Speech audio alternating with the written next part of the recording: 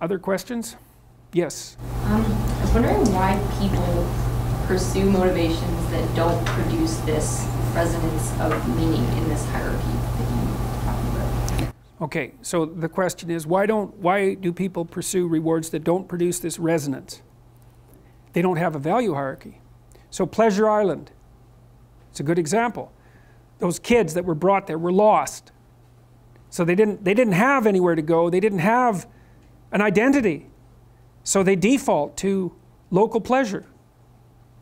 And that's better than none. Although the problem with local pleasure, well, as the narrative made clear, is that you better look out if you're impulsive, because it's going to kick back on you hard. And the reason is, you're only considering the immediate time frame.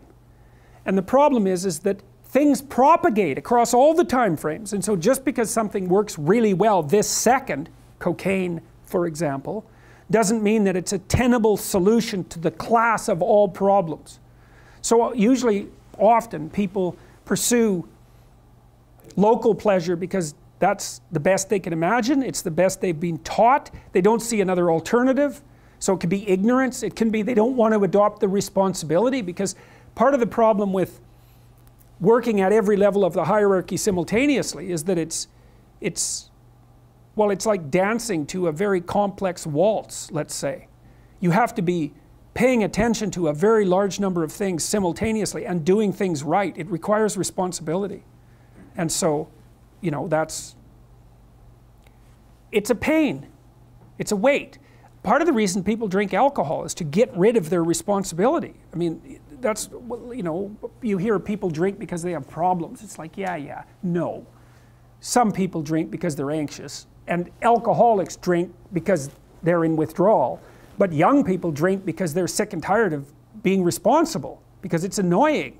It's like, so I'll drink enough, I won't care about the medium to long-term consequences, because alcohol, that's exactly what alcohol does. It doesn't make you ignorant of the medium to long-term consequences, but it makes you not care about them. And partly it's because it dampens anxiety.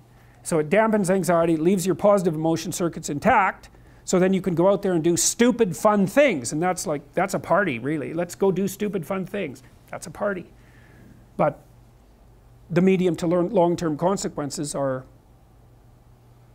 it's risky. It doesn't mean you shouldn't do it, but it's risky. So yeah, they don't know better. That's the answer, I would say. So yes.